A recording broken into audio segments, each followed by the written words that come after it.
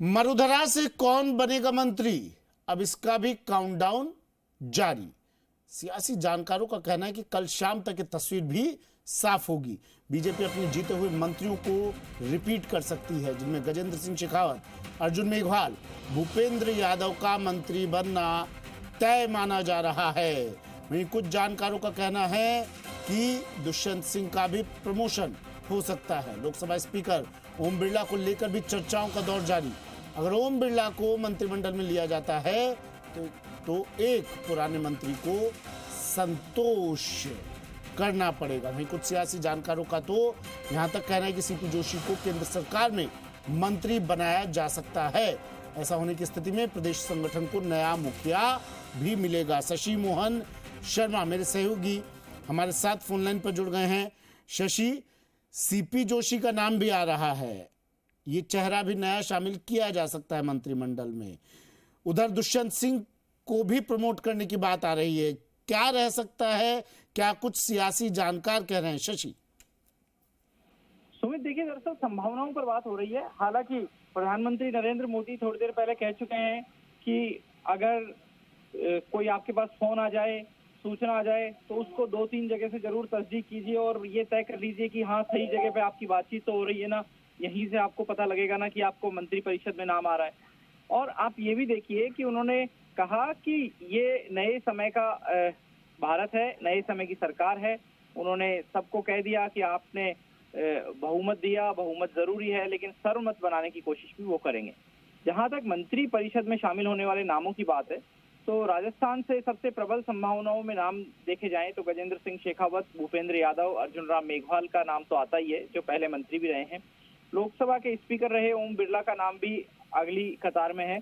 और पूर्व मुख्यमंत्री वसुंधरा राजे के पुत्र सांसद दुष्यंत सिंह, जो राजस्थान से सबसे ज्यादा अनुभवी सांसद हैं, 5 बार के सांसद हैं दुष्यंत सिंह, उनका नाम भी चर्चाओं में चल रहा है। लेकिन सवाल यह है कि क्या राज्य मंत्री बनाया जाएगा या केंद्रीय मंत्री बनाया जाएगा। एक फॉर्मूला जो तेलुगु देशम पार्टी की तरफ से रखा गया है 4 सांसदों पर 1 मंत्री का, उस हिसाब से भी राजस्थान के खाते में 4 मंत्री आते हैं अगर बीजेपी ये सोचती है तो। लेकिन सभी सांसद लोकसभा से हो जाएं, राज्यसभा से कोई नहीं आए, ऐसा भी नहीं होता। सभी को सरकार में ले लिया जाए, संगठन में ना रखा जाए और बिना पद के ना रखा जाए, ऐसा भी नहीं होता। इसलिए मध्यम मार्ग कोई निकालना होगा।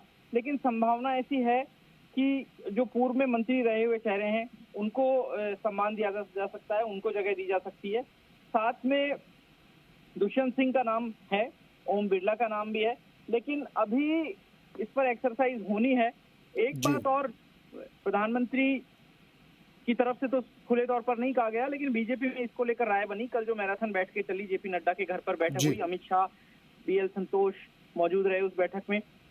मोटे तौर पर जो कैबिनेट कमेटी ऑन सिक्योरिटी है, जो सुरक्षा मामलों की संसदीय समिति है, इसमें रक्षा, विदेश, वित्त और गृह मंत्रालय के मंत्री होते हैं, वो ये 4 मंत्रालय किसी से साझा नहीं किए जाएंगे।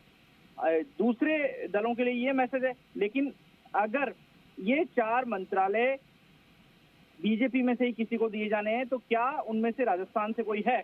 ओम बिरला को लेकर इस बात की संभावना जताई जाती थी, चुनाव से पहले भी बात की जाती थी कि अगर ओम बिरला जीतते हैं तो रक्षा मंत्रालय उन्हें दिया जा सकता है। ऐसे में सवाल ये कि राजनाथ सिंह को कहां एडजस्ट किया जाएगा। तो लोकसभा स्पीकर का पद भी बीजेपी किसी दूसरे दल को देने में इच्छुक नहीं दिख रही है। बड़ी संभावना इस बात की है कि राजनाथ सिंह को लोकसभा अध्यक्ष के पद पर बिठाया जाए। हालांकि ये सब संभावनाओं की बात है। बीजेपी किस तरीके से काम करेगी आने वाले समय में, आप देखिए कि अलग अलग राज्यों में चुनाव है, वहां चुनावी राज्यों के लिए क्या रणनीति रहेगी, महाराष्ट्र के लिए क्या रणनीति रहेगी, दिल्ली के लिए क्या रणनीति रहेगी। जिन राज्यों में चुनाव है उन जगह के सांसदों को भी तरजीह दी जानी है और उन्हें भी मंत्रिपरिषद में शामिल किया जाना है। इसको लेकर भी फोकस रखा जाएगा। जी, क्या संघ का भी कोई रोल नजर आएगा? देखिए, संघ कहें तो बीजेपी से अलग है, सामाजिक संगठन है, लेकिन दूसरे शब्दों में माने तो बीजेपी की पेरेंटल ऑर्गेनाइजेशन भी है। बीजेपी के ज्यादातर नेता संघ से ही निकले हुए दिखाई देते हैं आपको। संघ से राय होगी या नहीं, इस बारे में लेकर संशय है। हालांकि जेपी नड्डा का एक बयान, एक इंटरव्यू चर्चा में रहा था, जिसमें चुनाव के दौरान उन्होंने कहा था कि अटल बिहारी वाजपेयी के समय बीजेपी बहुत ज्यादा सशक्त नहीं थी, लेकिन अब सशक्त हो गई है, अपने दम पर भी काफी चीजें कर सकती है। तो उसे क्या माना जाए? क्या संघ की सहमति होगी उस बयान पे? क्या संघ अब अपनी वर्चस्व, अपनी दखल देगा ठीक। मंत्रिपरिषद को लेकर के? इन चलिए, सब शुक्रिया शशि चीजों- तमाम जानकारी के लिए।